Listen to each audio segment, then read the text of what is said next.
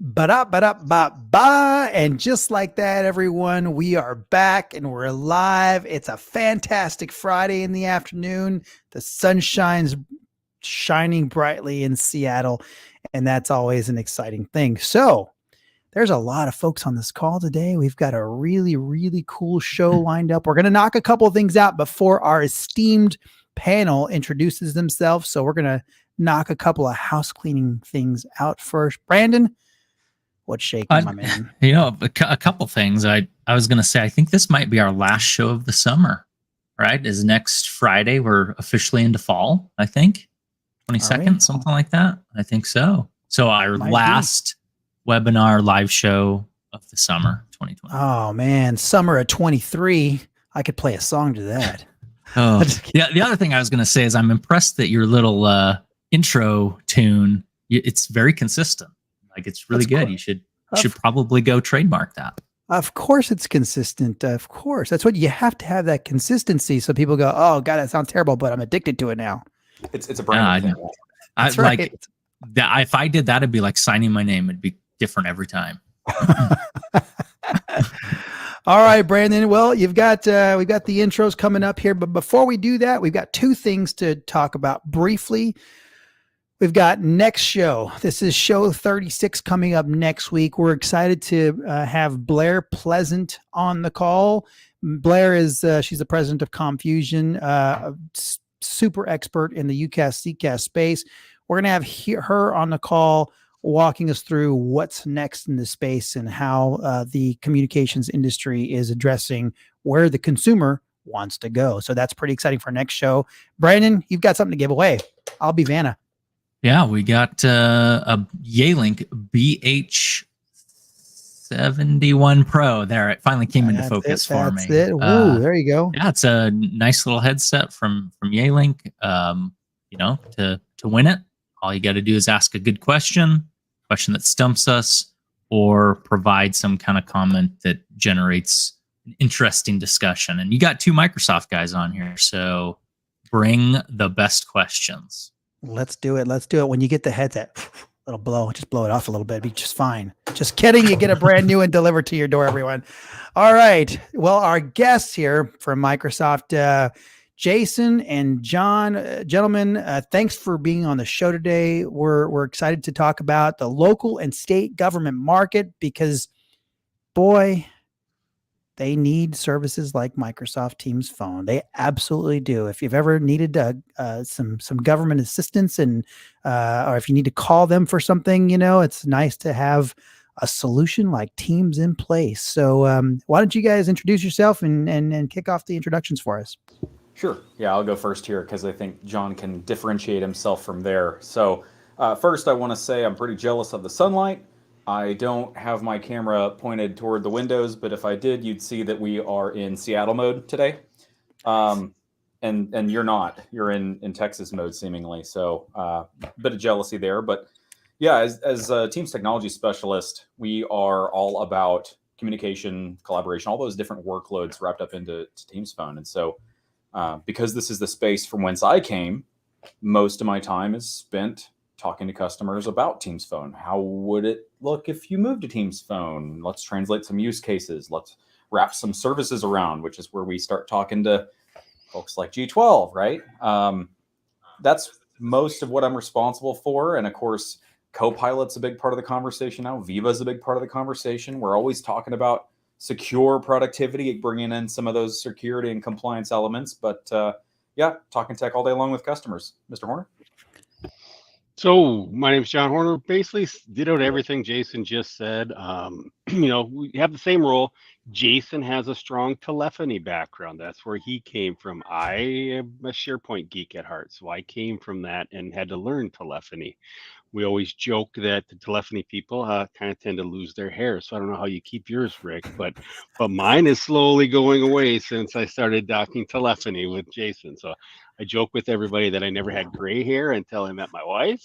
And now I used to have hair before I started talking telephony. But, we're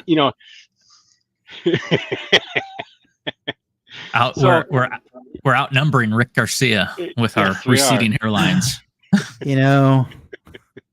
Yeah.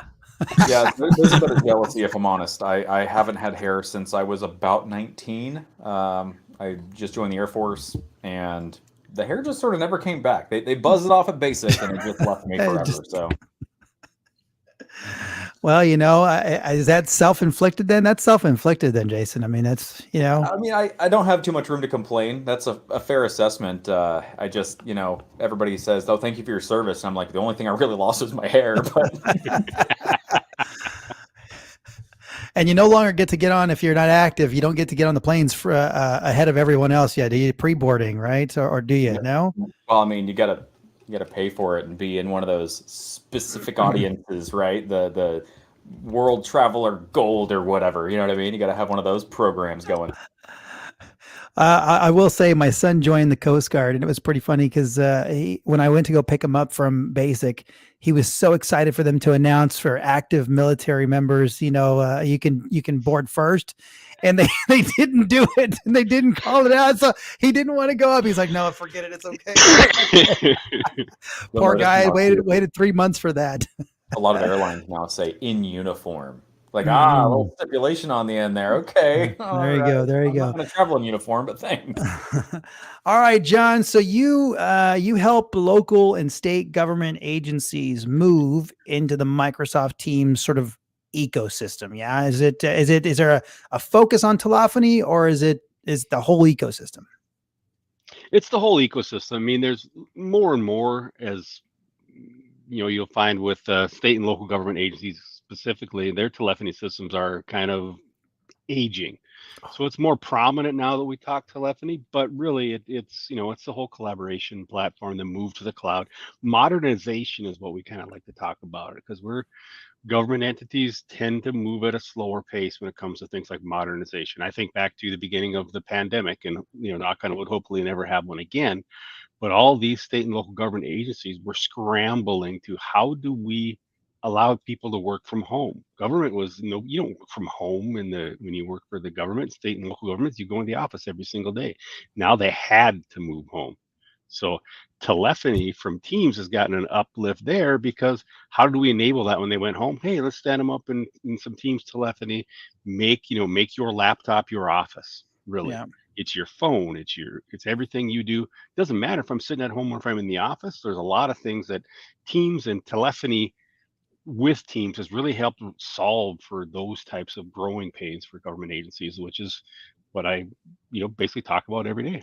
That's kind of a good segue, because one of the things that I was curious about is, what are the primary problems that local and state government agencies solving for today? Because like I think of a whole bunch of things just because I geek out on this stuff, right? But what is it that they're actually, when you're implementing a solution for an LSG, what is it that they're solving for typically, or is there a list of 3 things that they're solving for?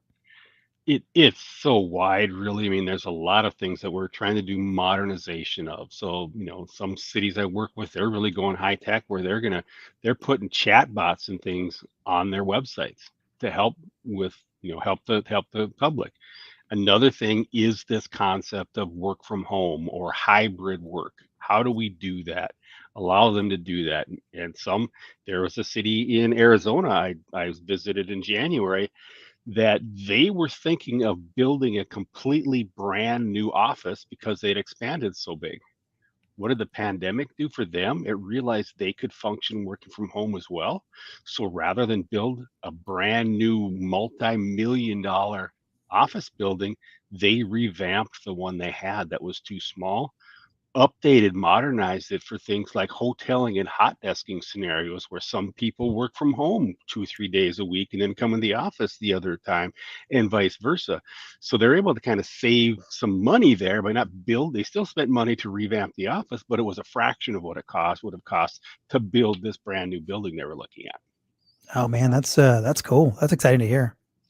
What about And it, digitalization? It doesn't matter actually. Do you see a lot of SLG customers trying to kind of get paperless? Is Syntex a conversation you're having much? Like, what's going on there? not SharePoint Syntax, not so much yet, but it's where the conversations are going. I mean, it's how do we modernize what we do? Organizations used to pen and paper, writing stuff down and sticking a note somewhere. Let's get some of these organizations up and going. And I think they're very rapidly transforming. And again, kind of what happened with the pandemic? Is it really, we talk about Teams adoption. It pushed Teams adoption forward probably 10 years in the matter of a year, because people are like, oh, we need to do something to allow this to happen. And it's still kind of happening. Yeah. Yeah, no, absolutely. Do you see Brandon and I consistently work on sort of the new, right? So, and maybe it's new to us. We come from the UCaaS space, the telephony space, right? So when you introduce us to things like Power Automate, and you introduce us to things like Azure Communication Services and now like the virtual agents and things like that, it's really exciting that you can kind of tie all this in. So I'm curious, as you see more and more, LSGs looking to modernize, do you see them actually adopting sort of the new stuff, or is it let's replace the legacy stuff that we have, that we know, that we love, and I'm going to say like faxing and things like that. It's like, oh, we're used to all this stuff here, and the idea of this other stuff is really exciting, and maybe they get to it, maybe they don't, or is it the exciting stuff that they're like, you know what, let's get some of that in place when we're doing this as well? Or do you see that as two different things?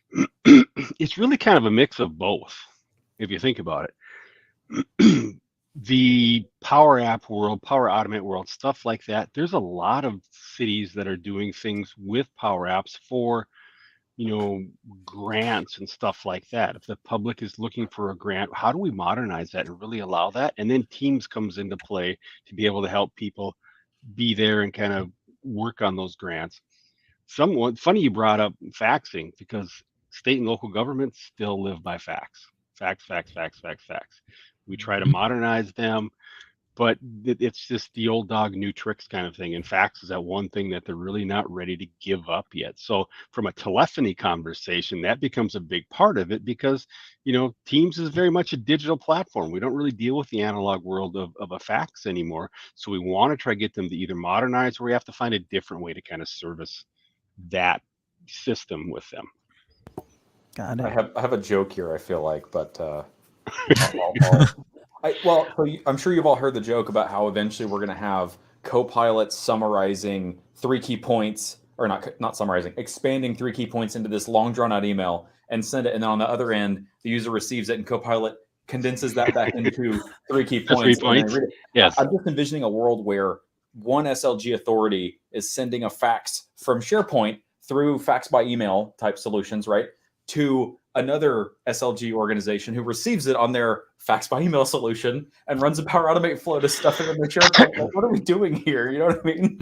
But that's no different though, Jason, than an actual telephone call, right? Because it's like, you use the PSTN, it's like out the network, go fumble around the network a little bit, and then back into the network. Actually, in a telecom perspective, it's probably taken 3 different hops.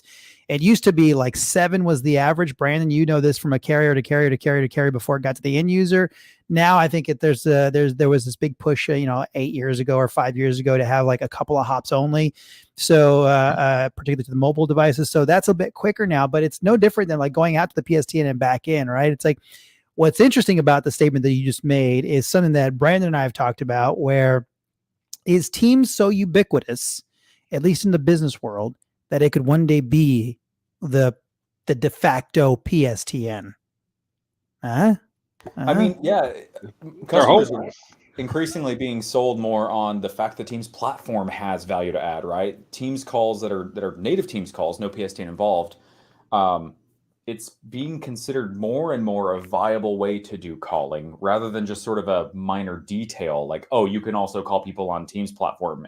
It's like, oh yeah, you can call anybody on the Teams platform. And yeah, so that's, good point. Brandon, you work with our counties and cities and states and the guys that, pick up G12 as a service provider. What's driving those customers? I mean, I think it's everything John summarized, right? They know they need to modernize. And I think, and this isn't meant as any reflection on Microsoft. I think Microsoft is the comfortable choice, right? Because they're already consuming the Office 365 or the M365 product suite, and so for them it logically makes sense. Or they're already consuming Skype, Skype for Business, so it just makes sense to make that next step into the Teams ecosystem. But really, it's all about modernizing. And we have one customer that it was to reduce the amount of time it was taking the county to literally get in a car, drive to another office to have a meeting, to drive back to their office.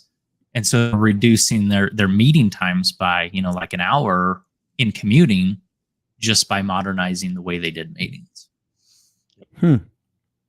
That's crazy. I mean, there is so much to a collaboration platform, right? There's so many facets to a collaboration platform, to Teams, that you lose sight of some of the basic things that create that productivity, right? I mean, being on a video chat call versus being in person is one of those things where you're like, you're so used to it now. You don't realize that organizations that don't use video or don't use meetings like this are so far behind. And introducing a platform like this, it's so productive to engage. I mean, I feel like I have Jason.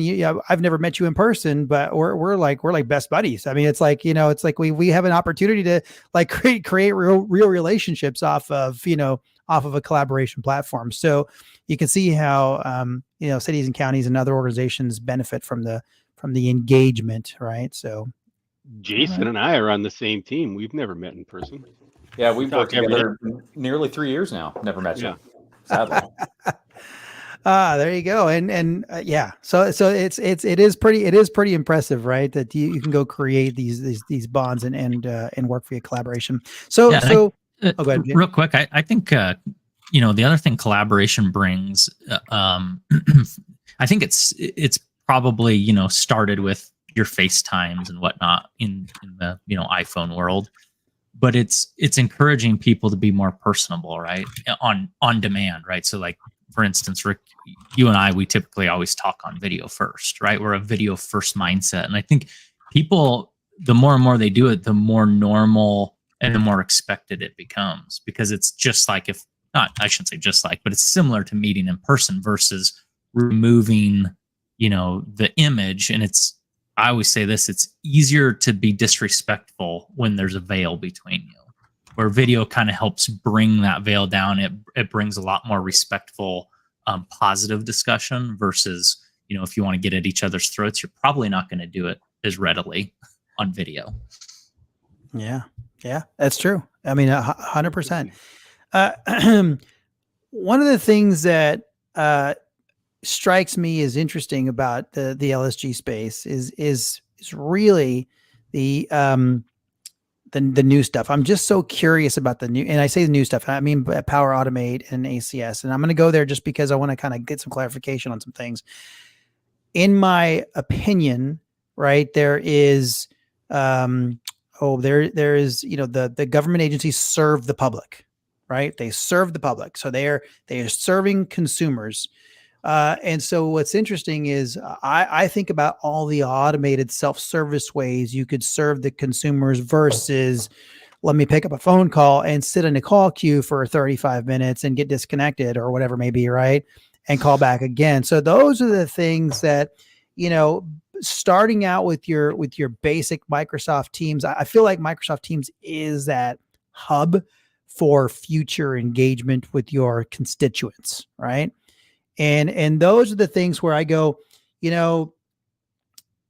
who or is, it's up to us, I'm sure, but are they getting that message? Are they thinking about those things? Or is it really just, hey, let's just get our phone system replaced? And that's far better than what we've had in the past 20 years. So that's pretty exciting.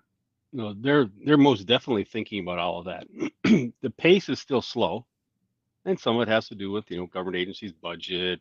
Some is with, we don't want to be the first to do that.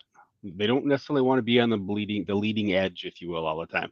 They get good examples of somebody doing it. So sometimes it's difficult to get somebody to do that the first time. But the automation and stuff that you're talking about, is interesting you bring that up. not really related to Teams, but again, pandemic related. Don't want people coming in the office. I work with a lot of organizations to allow like the sharing of content from OneDrive anonymously. So everything when we share in SharePoint, OneDrive, Teams, there's authentication required except for a single document. So there's a way to share. And the example I always use talking to customers is, hey, I need to come in and get a building permit. Well, you can't because we're locked down. Well, now why should I go all the way into City Hall to get a building permit to come back, fill it out, and bring it back? When we could allow them a self-service type thing, download that building permit, fill it out, and then OneDrive and SharePoint also allow this request the file feature, which is meant for, hey, I can send an email to you, Rick, and say, hey, Rick, do you have that file? And you can upload it. Well, we can take that as a link, also put that on our website and allow a self-service kind of return of that filled out building application. All of this stuff can be handled without having to meet in person. A lot quicker for everybody doing it. And if there's questions, comments, concerns, Teams is right there to be able to connect with them, have that little interview if they need it without having to bring people into the office all the time. So there's a lot of this type of stuff that was never really thought about before, that just being in the cloud and being Teams, SharePoint, OneDrive, whatever the case may be, lights up the ability for that to happen. That really does.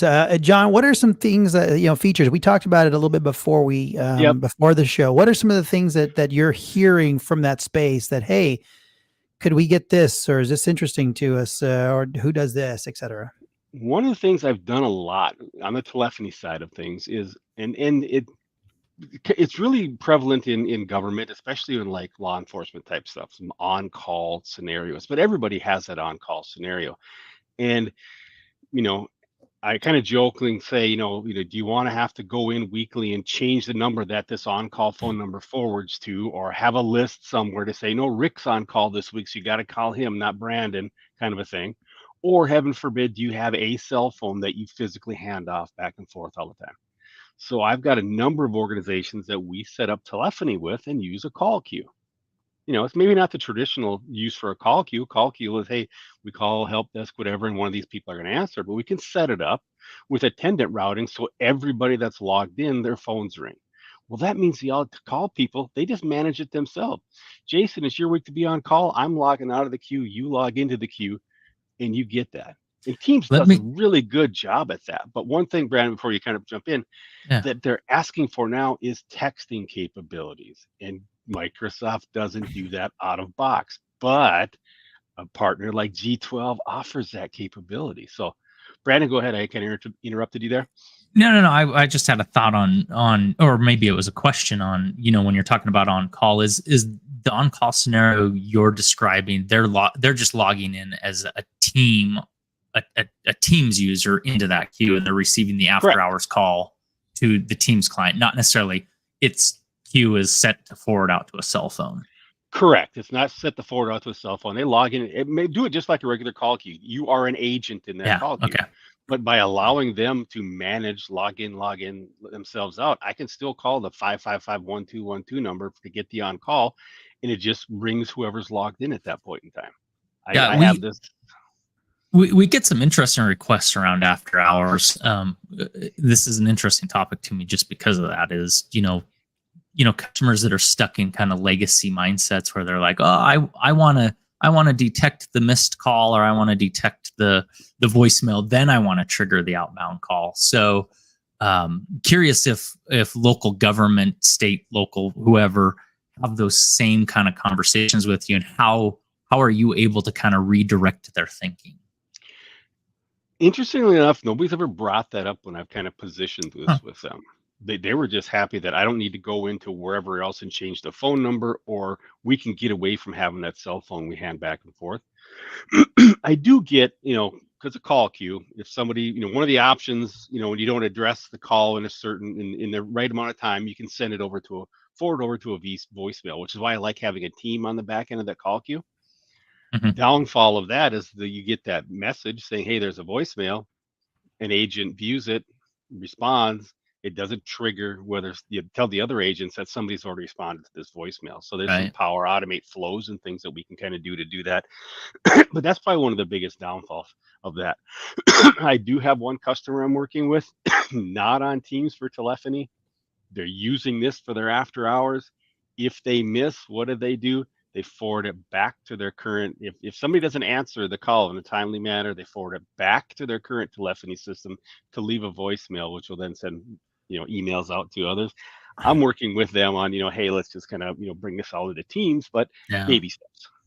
Yeah. Yep. Brandon, you should show what that group texting looks like, because that's what we're talking about from an after hours perspective, right? It's like people built into a group, signing into that group, into that queue as an example, getting a text message inbound, and then that distribution being delivered to whatever that group may, whoever may be in that group. And then people being able to watch what text messages are coming through from anyone in that organization to, or in that queue, to the end user that's texting in. So that's one of the things that, John, I mean, that I think is pretty interesting, is texting, different mediums, right? That's why I've harped on the whole, not Power Automate, but Azure Communication Services, the chatbots and things like that. Those are things where in the experience that you guys have and the experience that we have now, the tools that are available to create self-service, and particularly self-service when you're serving the masses. I mean, that is the core of a government agency role. It's to serve the masses.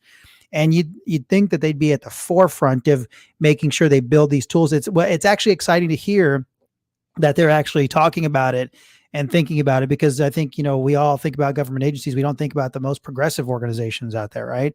So Right. this is pretty cool to think about them.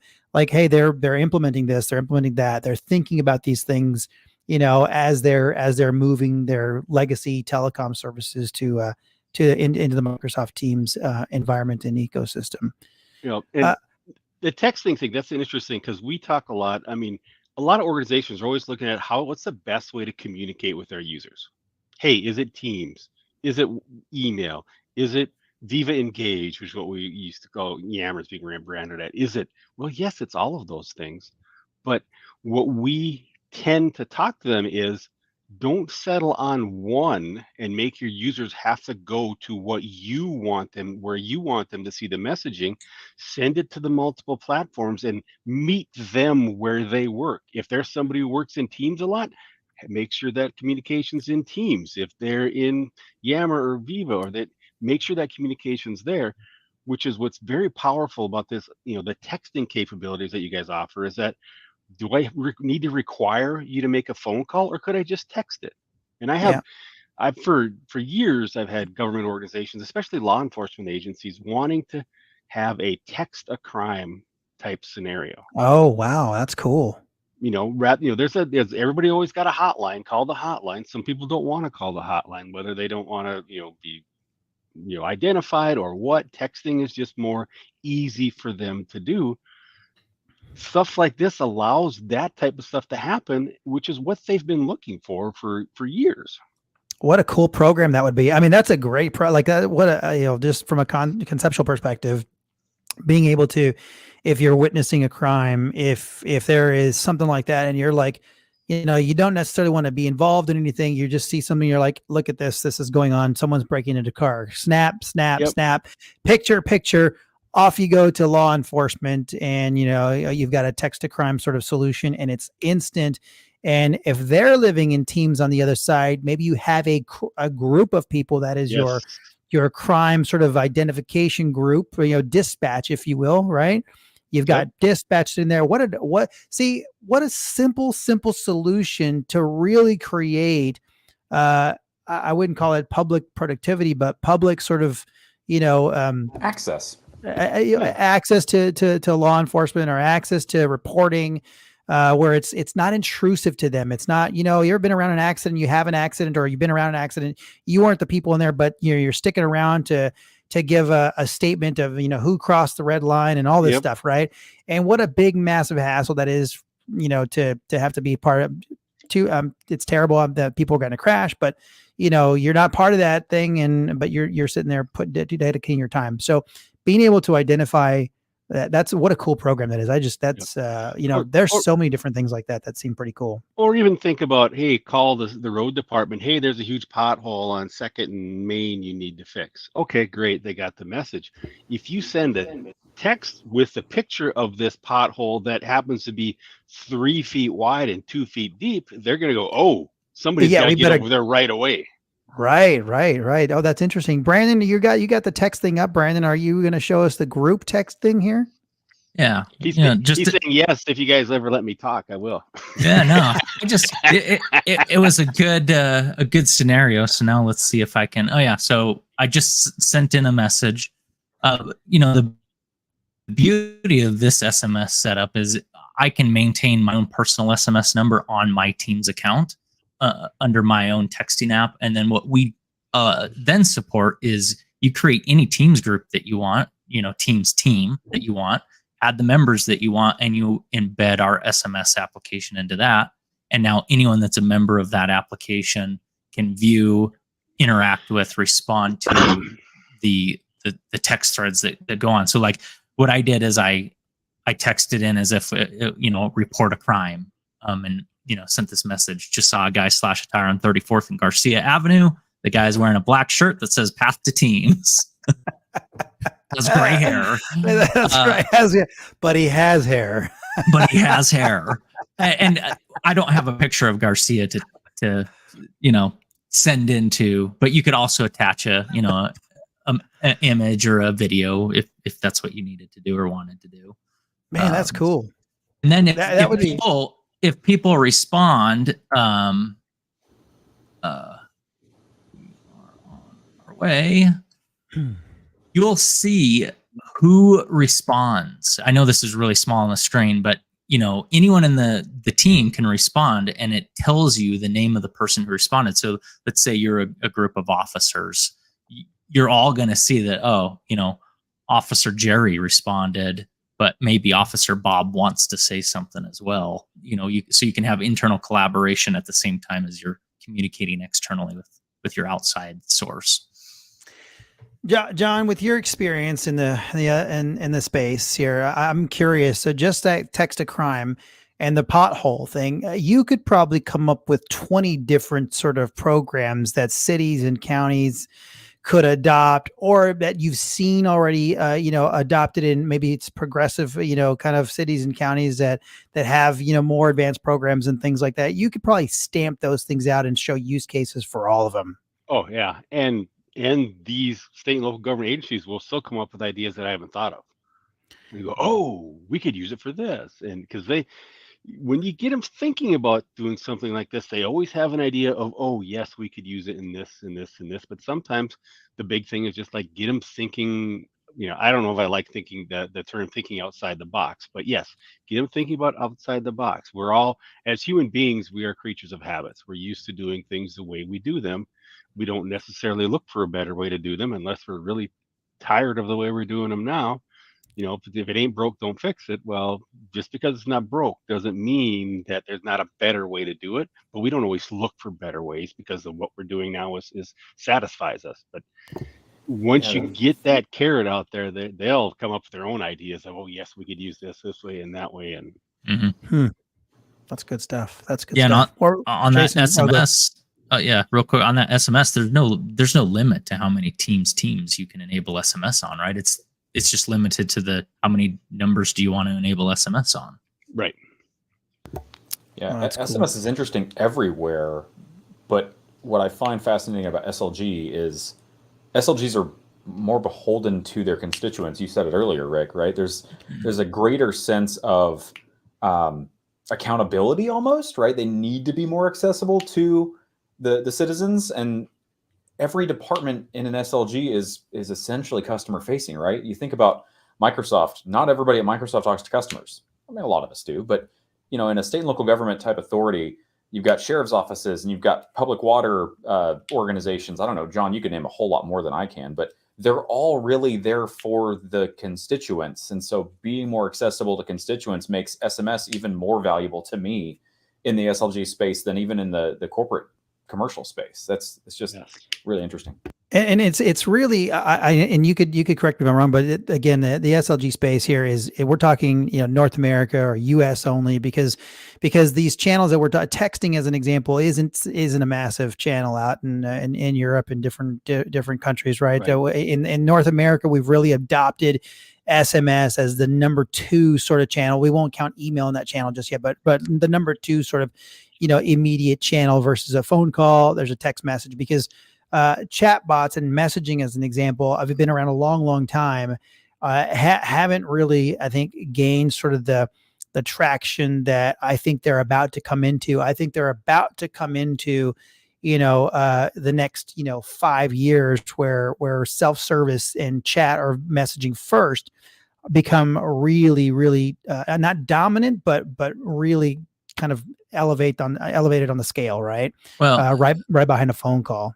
yeah, I mean, there's a ton of examples, but one that comes to mind, and actually, I've got a development team working on a similar scenario. It's not this exact one, but it's a common one where I'm a customer of a big bank, and I'm on the fly, and something comes up, and I need to wire money or something, and I want to be able to just quickly get that form to fill out.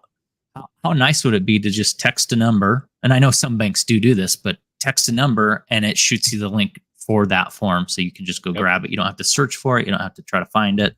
And that stuff like that, man, that's where the power of ACS comes in, where you front end your SMS out front with ACS and you automate that whole flow all the way through. And maybe it's just a form that sits on SharePoint somewhere. That's exciting stuff. Think of ACS, and I don't know about you, but probably most cities now, counties, at some point in time, have some type of like weather alert system, and it's usually a text that goes out. Well, there's a service that they're probably paying for, but they could develop their own using Azure Communication Services as well to send that text out.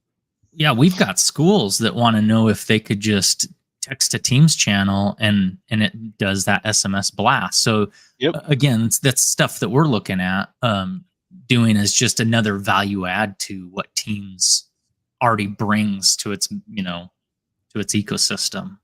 So yeah, go ahead. I was gonna say I want to talk about like hardware for just a second in those spaces, because business organizations, they're really working to drive down the use of phones and hardware and things like that, where we're seeing 1,000 user organization now going, hey, we only need 200 physical phones and we need 25 room conference systems, and then we still want to attach some faxing to this and some overhead paging to this and some door actuators to that. But in that space, I'm curious, because you go into a couple of different scenarios. You go into hospitals and you see phones everywhere, and you go into government agencies and you see phones everywhere. So I'm curious as to what you guys see from a hardware perspective. Is there a mandate to use less hardware, to not deploy as many phones? What are you seeing, John?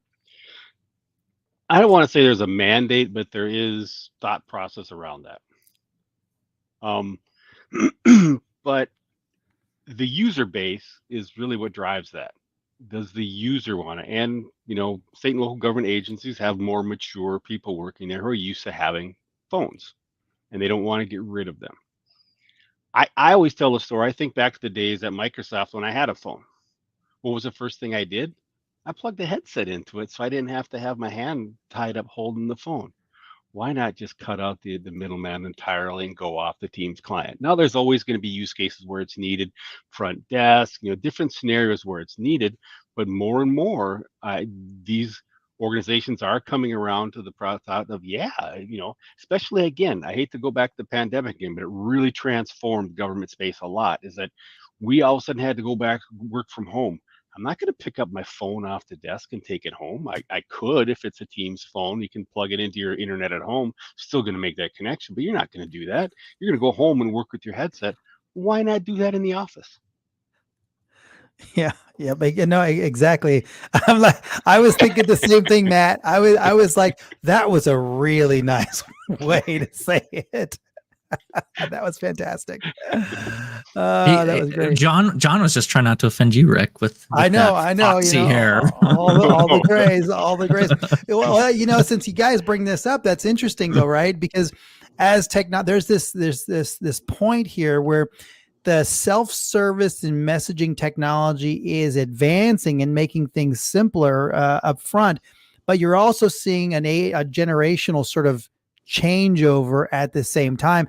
I think we're going to get into this space, like I said, in this next 5 years. I think we're going to get into this space where the workers that have, number one, grown up on Skype as an example, because Skype is really the thing that trained everyone on using communication, Skype and then iPhones and stuff like that, right?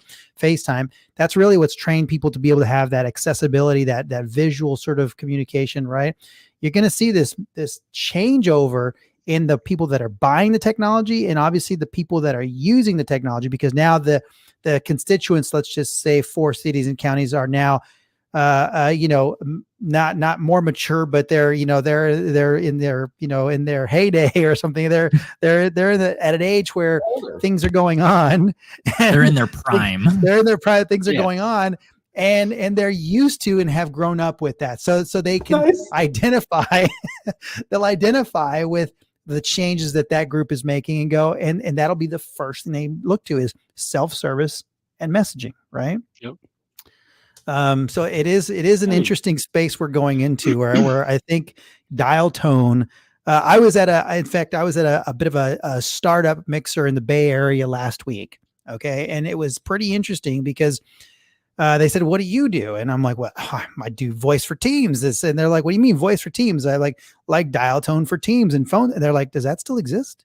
And it's like you're 20-something-year-old kids, that are like, they don't know what dial tone even means. I showed them what it means. I said I said, "This is what it means." So he was actually mimicking. That was the ear. He's like, "Here, let me whisper in your ear." Yeah. So it was crazy, but that's where I think that this is going, is that at some point you're going to see this massive turnover, kind of how the pandemic sort of enabled the remote worker, right? The next stage is, as soon as that big turnover from a generation perspective is going to enable and consume messaging and automation and self-service. Yeah. And I was going to say, I don't feel like I'm that young anymore. I'm not that old either, but I hate making phone calls. Rick, you call me all the time, and I'm like, oh my goodness, why are you calling? Just text me. No, I'm a phone call guy. Go ahead, John. Go ahead. I'm gonna say I text way more than I call. Yeah. I hate really texting. Here's what I like about tech, and I'm not going to tell anyone except for you guys. Okay. What I like about phone calls. Here's what I really like about phone calls. They're intrusive. Like, I like that they're intrusive. Okay. You're doing your job. You're doing your day. And I call you and you're like, dang it, it's Rick again. But what do, Brandon? You answer the phone and I get to talk to you and I get what I need when I talk to you. But there's plenty of times my video is not on because it's too intrusive. That's the power of voice. That's that immediate right here. I'm expressing to you how much I need something, right? So that's the power of being able to do that voice thing and the phone calls. Whereas texting, did I look at it? Don't know.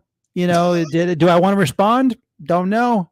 It allows this whole, okay, I get to let you do what you want to do when you want to do it. And man, I'm too much of a control sort of a guy to asynchronous communications are valuable, but I'm telling you, if I send you a message and it's a question and the answer should be yes or no, and you say something else or why, or you send back a wall of text and I now have to respond to that, nope, not happening. I'm calling you.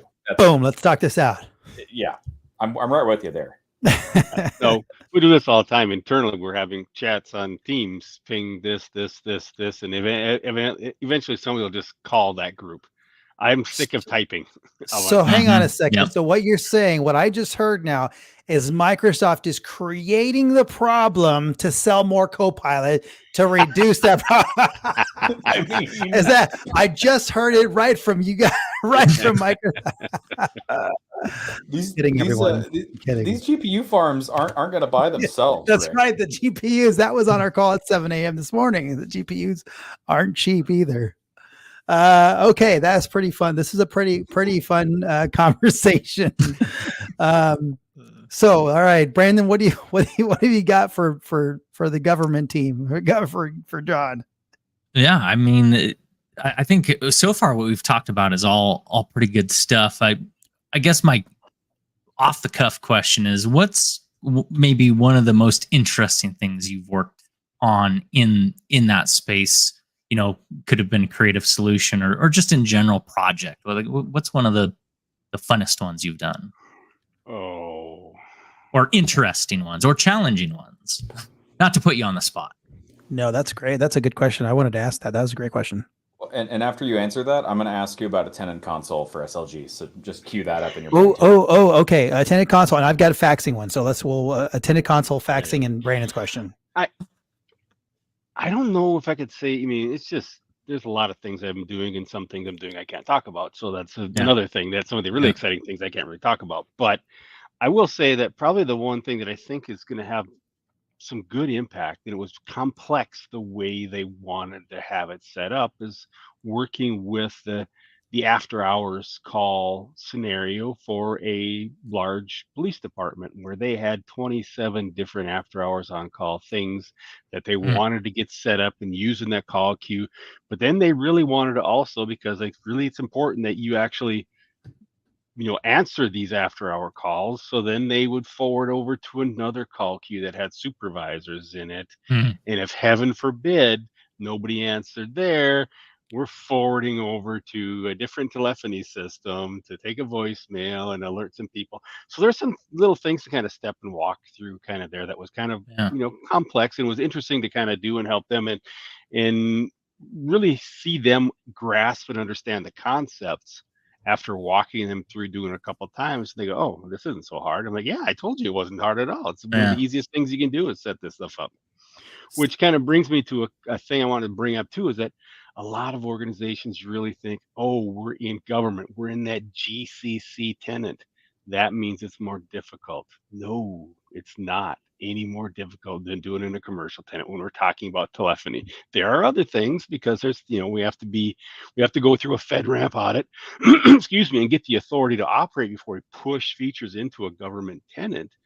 But the telephony stuff's already went through all of that. It's pretty easy. There's no difference whatsoever than doing it inside of a commercial tenant. So a lot of organizations don't even think Teams would be an option because they don't think it would be compliant or something like that. And I just want to make sure everybody realizes that yes, it is, and it's not complex in any way. Yes, you can. There we go. I know, Jason, you had your attended console thing, and I'm going to talk about faxing in just a second, but go for it, Jason. Rick, I always take every opportunity possible to mention things like automation, things like Graph API, powerful controls of calls. So I wanted to give a shout out to Luware and just ask, hey, you just talked about cascading calls between different queues, different levels of the SLG organization itself. Would there be value, you think, to a lot of those customers to have absolute control of those calls and move them from one queue to the next? If the call went to the wrong department and you have sort of a human element where a human within the SLG space can use that Luware attendant console and start moving those calls around. I mean, is that, I don't know. Definitely. I'm just trying to come up with ideas here, We're big fans of Luware here. We only deploy Luware as a contact center solution within our team's customer base. And Brandon's team, has expanded with specific, criteria for building and managing Luware solutions. So that the attendant console you're talking about is super, like, particularly if you are taking calls, and you have reception and you have that, that aggregation point. The ability for people to handle calls at lightning speed and actually be really productive in sending messages and or emails and or putting people in in a holding sort of scenario or a park scenario. We found it to be really a nice solution. So that's something that's pretty interesting. Well, not only that, but being able to, back to Jason's point, being able to park a call into another queue. Not even that you have to get someone to pick it up. You can literally just take that call and go park it in. Let's say it accidentally came in, the courthouse, and it needs to be at the police station. You could literally just take that call and go park it at the police station and let them go and park that call. How nice would that be? I mean, just again, productivity beyond what you would ever think that a phone system or collaboration system could provide. The productivity is phenomenal. I wanted to ask about faxing, just because Brandon's in the midst of directing his DevOps team. They're creating this is a stealth thing that I'm not going to say to anyone else but you guys. A faxing solution built into Microsoft Teams, so that you can ingest a fax using our fax infrastructure, ingest a fax into Teams, and then do whatever you want with it, route it wherever you want, and have it parked inside a team. So from a security perspective, it's in your own SharePoint. It's your platform. What would be the I guess the interest level, John, or if you've got faxes ingested right into Teams, would that be something interesting to the government space? I think it would. I mean, there's going to still be some fight to it because people are people, but number one is things like, some organizations want to get out of it, but the only way another department or another organization communicates with them is by sending the fax. Well, we'll receive it. You send your fax, we'll receive it inside of Teams. Yeah. Totally fine. Sometimes they can't get out of it because, again, that same organization only receives faxes for that. Well, again, we can get out of the fax world. They can stay in it, but we can get out of the fax world and do things in a more modern way inside of Teams. I believe all of my organizations, because that's the biggest thing when I start talking telephony with them is, okay, now what do I do with analog? What do I do with this? What do I do with that? Now, the SIP gateway, it's available in GCC now, so we can do that for some of those older phones and then connect them. But we still we don't have a native solution for faxing at all inside of Teams. So what do we got to do? We got to do some type of service, or let's go with G12. Yes. So I do think that's probably, I don't want to say that it holds up some organizations. It does kind of act like a little bit of a roadblock, but they're perfectly fine with me saying, well, you can't do that. Just do a SIP, just do a regular, POTS line for that then, and that's fine. But being able to give them a fully digital solution to handle all this, I think really will open the door for a lot of organizations that are kind of not ready to go that way, because they still have, they want to come into the modern age, but they still have to leave a foot back there because that's just how things work. Okay, so speaking of roadblocks, you said something that was interesting. And we've got partners that are on this call and sellers that are on this call. Consultants that are on this call that sell into organizations. Is one of the biggest hurdles to working with the government space the procurement process?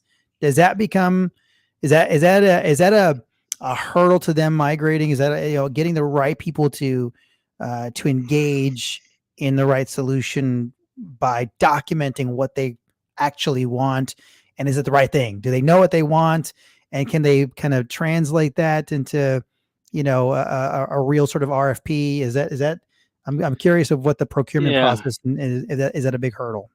I don't know that I want to call it a hurdle. If it is, it's a low hurdle, not a high hurdle. It's a bump, whatever. Probably the biggest difference is the sales cycle.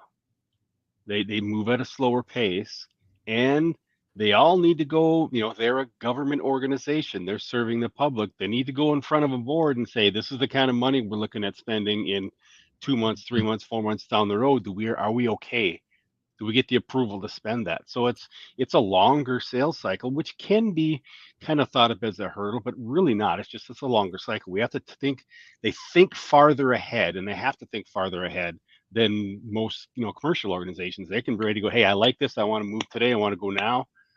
Doesn't matter if they're ready to go. They still have to get that approval from their board and go through what's going on there. So yeah, it can be. Some of the other things, procurement, like, oh yes, we're a government organization, we can only purchase X from XYZ, stuff like that. Those can be little hurdles, but for the most part, what I see is it just takes more patience, a longer cycle. Like the conversations I have now that I'm kind of really involved in now, being September 15th, are for things that probably will close in March, April, May, Got it. because Okay. they want to get those decisions made. And it's nice because then, being in the sales org, Jason and I a lot of times think about, oh, this deal's lagging behind, whatever. Well, they have all their decisions made early. It's just kind of okay, now we're just waiting for whenever that renewal's coming up and to cross the, dot the T, or excuse me, dot the I's and cross the T's.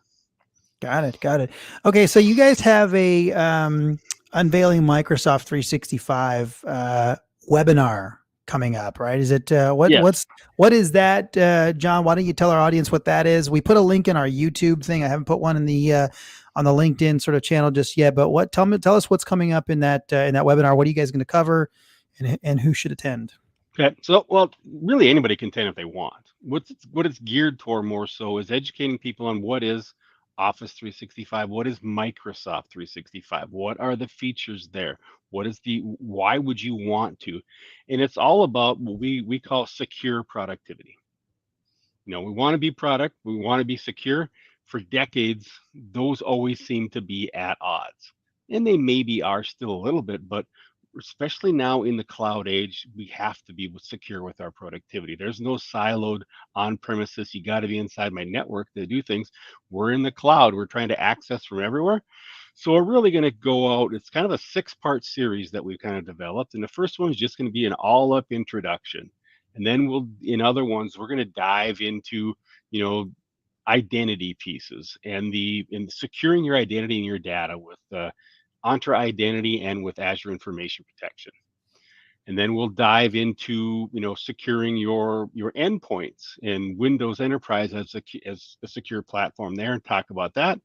And we're going to end with one about just kind of the future of productivity. Talk a little bit about Windows Windows 365. Talk about Teams and Teams Premium. Kind of introduce people to the concept of voice if they're not there quite yet.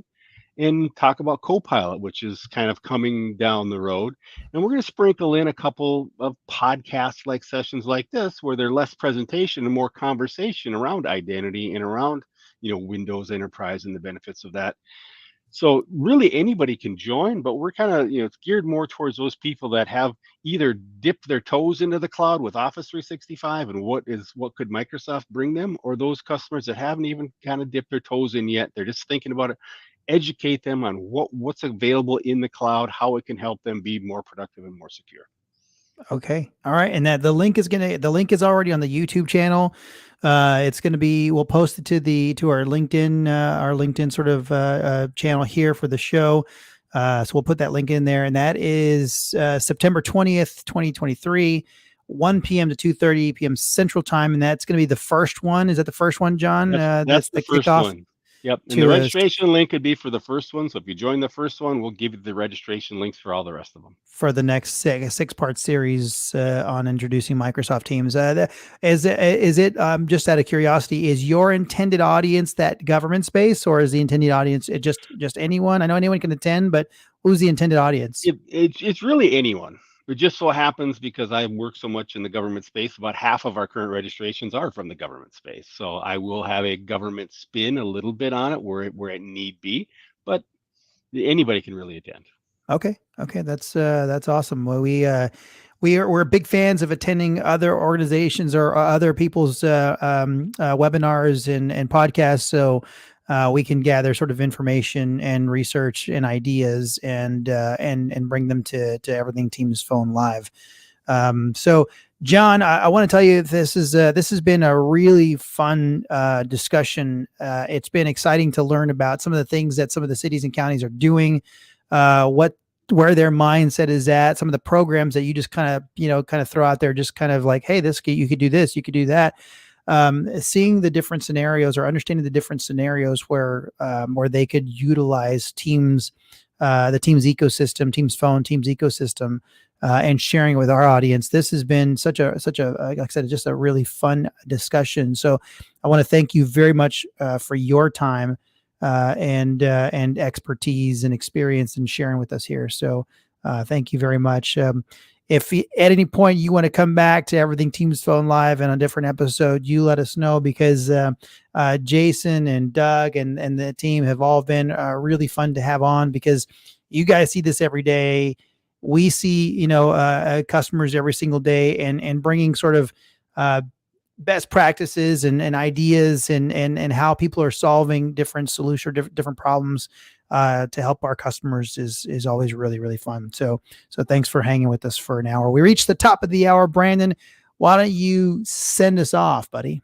Yeah, I have to eat my words at the beginning of the show. I thought this was the last show of the summer, but it just so happens that next Friday is the actual last show of the summer. So you can save that announcement for next time. A little hope of summer left. So on that note, thank you, so John. You get to depress everybody next week again as well. That's right. That's right. I get a double whammy. Carrying this cloud around. Carrying this cloud around. Thanks, Brandon. Yeah, I love fall.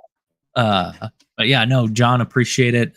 Your insights have been really interesting to talk about and hear, and I'm looking forward to more discussion with you down the road. Yes, thank you very much for having me. I enjoyed it, and I'll come back anytime. I've been in a few of these just listening to Jason and Doug, so I'm more than happy to come back again. There you go. Perfect. Episode 35. That's a wrap. We'll catch you at 36 right. next time. See ya. Thanks all.